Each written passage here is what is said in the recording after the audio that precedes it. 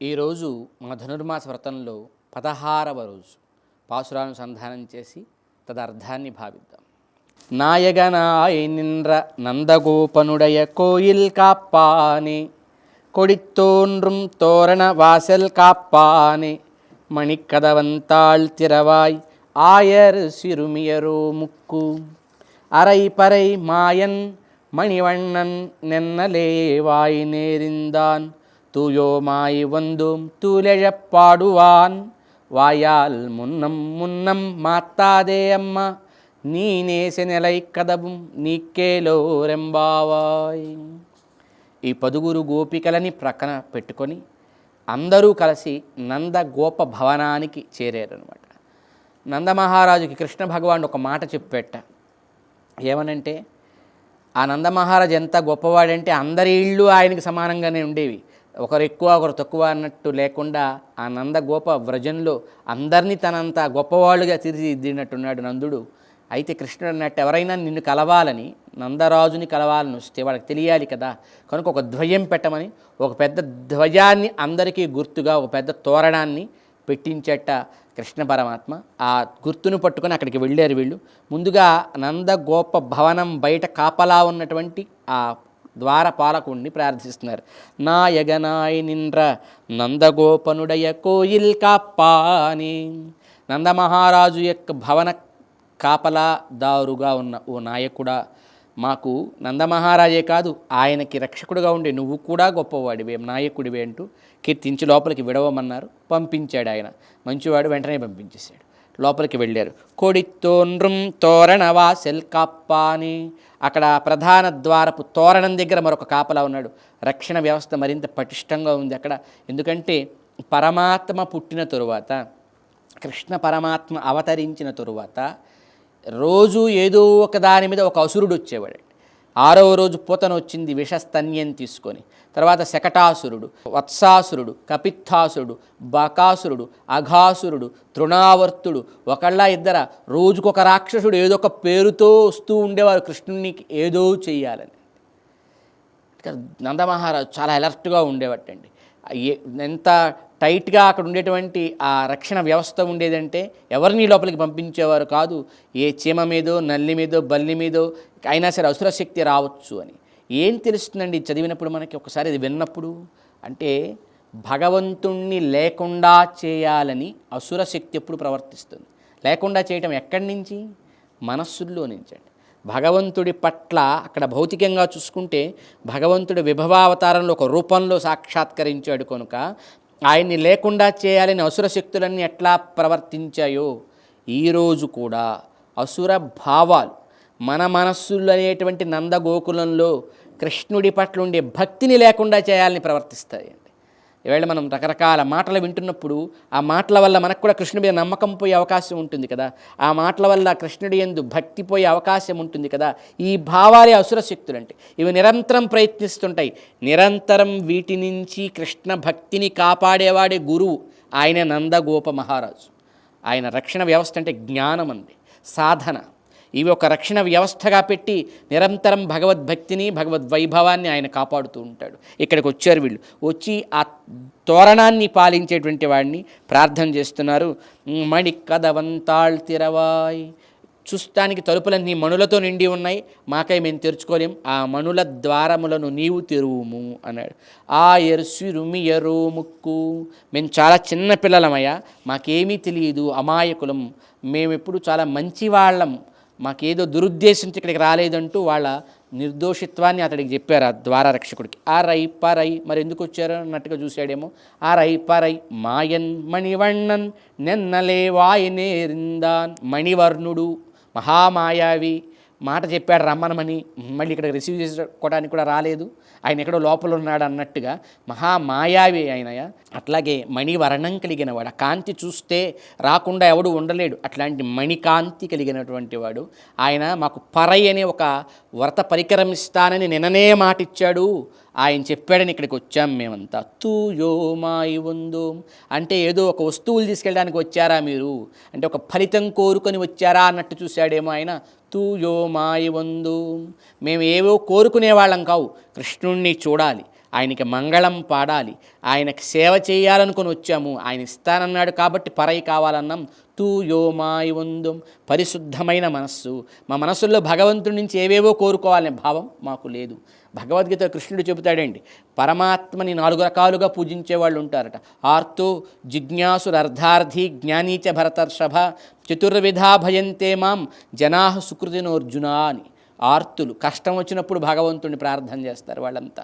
జిజ్ఞాసువులు వాళ్ళకి భగవంతుడి గురించి ఎప్పుడూ ఏదో తెలుసుకోవాలనే కోరిక అలాంటి వాళ్ళు. జ్ఞానులు ఆర్తో జిజ్ఞాసులు అర్థార్థి, ధనం అవసరమైనప్పుడు ప్రార్థించేవాళ్ళు కొంతమంది ఉంటారు, అలాంటి వాళ్ళు పూజిస్తారు. అలాగే జ్ఞానులు ఉంటారు, వాళ్ళు భగవంతుడితో ఉండే సంబంధాన్ని భావించి వాళ్ళు భగవత్ సంబంధంతో నిమగ్నమై ఉండే జ్ఞాన సంపద కలిగిన వాళ్ళు జ్ఞానులు. ఈ 4 రకాల వాళ్ళు పూజిస్తారు. కానీ ఆయన ఏం చెప్తాడు అంటే ఆశ్చర్యంగా, చతుర్విధా భజంతే మాం జనా సుకృతినో అర్జున. ఈ 4 గొప్పవాళ్లే, 4 మంచివాళ్ళు. ఎప్పుడు తననే ఆశ్రయిస్తే, తననే ఉపాసిస్తే, వాడు కష్టం వచ్చినప్పుడు ప్రార్థించినా, ధనం కోసం ప్రార్థించినా, జిజ్ఞాసతో ఉన్న జ్ఞానిగా ఉన్న. అయితే జ్ఞాని ఇంకా గొప్పవాడు. ఏకభక్తిర్ విశిష్యతే అంటాడనమాట. జ్ఞానీతు ఆత్మైవ మే మతం అంటాడు. జ్ఞాని నాకు ఆత్మసదృశుడు అవుతాడు అంటాడు, ఏకభక్తి నిష్ఠుడైతే అంటూ. అట్లా భగవంతుడు అందరినీ కీర్తించాడు, అందరినీ సమానంగా గొప్పవాళ్ళుగా భావిస్తాడు భగవంతుడినే కనుక అడగగలిగితే. ఇది చెప్తుందన్నమాట. మేము ఆయన నుంచి ఏం కోరుకోలే, పరిశుద్ధమైన మనస్సే. ఆయనే ఏదో ఇస్తానన్నాడు, అది తీసుకుంటాం. ఆయన ఇస్తానన్నది వద్దనకూడదు. కనుక అట్లా వచ్చామయ్యా. తూయి లేజప్పాడు అని స్వామి నిద్ర లేస్తూ ఉంటే ఆ నిద్రాకాలిక సౌందర్యాన్ని చూస్తూ ఆయనకి మంగళం పాడాలని మా ఉద్దేశం. వాయాల్ మున్నం మున్నం మాత్తాదే అమ్మా, ఇంకా నువ్వు నోరు తెరిచి ఏదో ఒక అడ్డం పెట్టకయ్యా, మమ్మల్ని స్వామి దగ్గరికి పంపించంటూ. నీనే సెనెలై కదவும் నీకేలో రెంబావాయి, ఎలాగైనా మమ్మల్ని స్వామి సన్నిధికి చేర్చమని వీళ్ళు ప్రార్థన చేశారన్నమాట.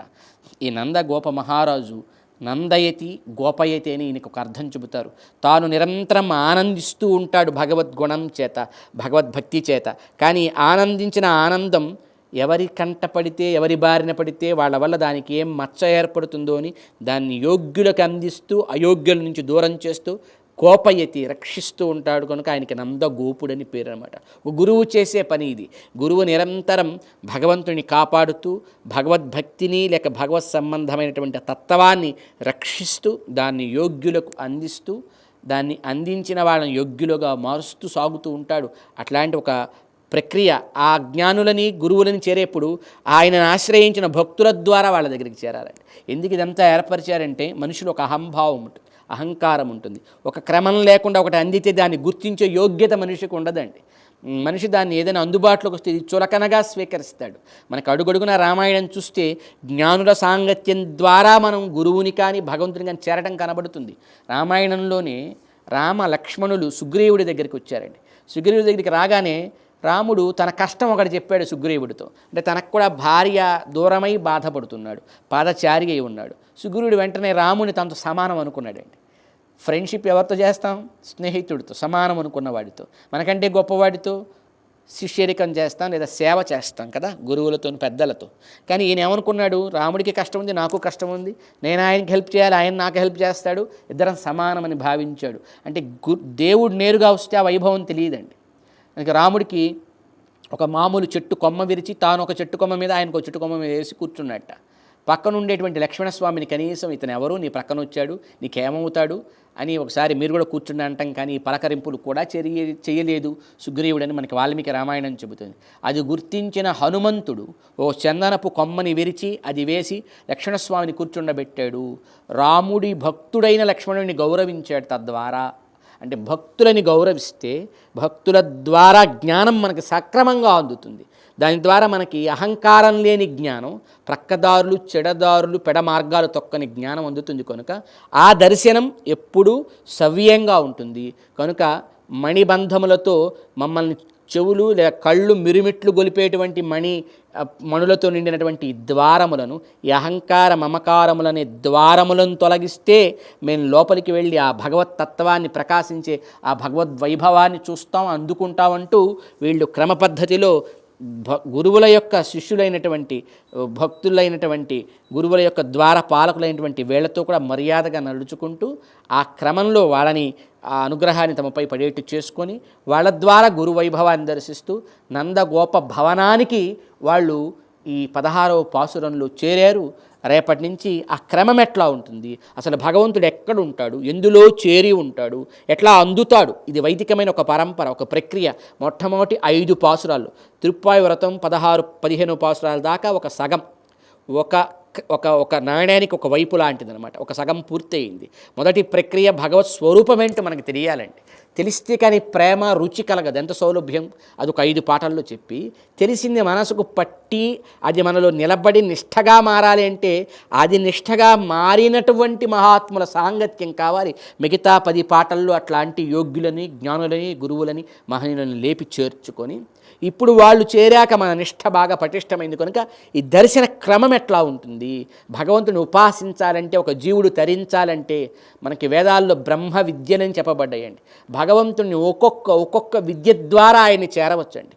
చాక్షుషి విద్య అని కనుల లోపల ఆ తత్వాన్ని ఎట్లా భావించాలో చెప్పే ఒక విద్య ఉందండి. అంతరాదిత్య విద్య అని సూర్యమండలాంతర్వర్తి అయిన భగవత్తత్వాన్ని ఎలా చెప్పాలో ఒక విద్య ఉందండి. వైశ్వానర విద్య అని మనకి లోపల హృదయ మన ఎవరెవరి దేహాల లోపల ఉండి ఆకలి రూపంలో తానుండి ఎలా భగవంతుడు మనల్ని అనుగ్రహిస్తాడో చెప్పేటువంటి, అతడిని ఎట్లా ఉపాసించాలో చెప్పేటువంటి ఆ అద్భుతమైనటువంటి వైశ్వానర విద్య ఉంది. మధు విద్య అంటారు, ఒక అద్భుతమైనటువంటి విద్య ఉంది. ఇట్లా బ్రహ్మ విద్యలని, పరమాత్మ తత్వాన్ని చేరడానికి పనికి వచ్చే ఈ బ్రహ్మ విద్యలన్నింటినీ ఒక్కొక్క పాటలో గోదాదేవి అద్భుతంగా తేలికమైన మాటలతో తేలికైనటువంటి భగవన్నామ గుణ సంపదతో వివరించింది. ఆ క్రమంగా తెలుసుకుంటూ ముందుకు సాగుదాం. ఆండాళ్ తిరువడిగళే శరణం.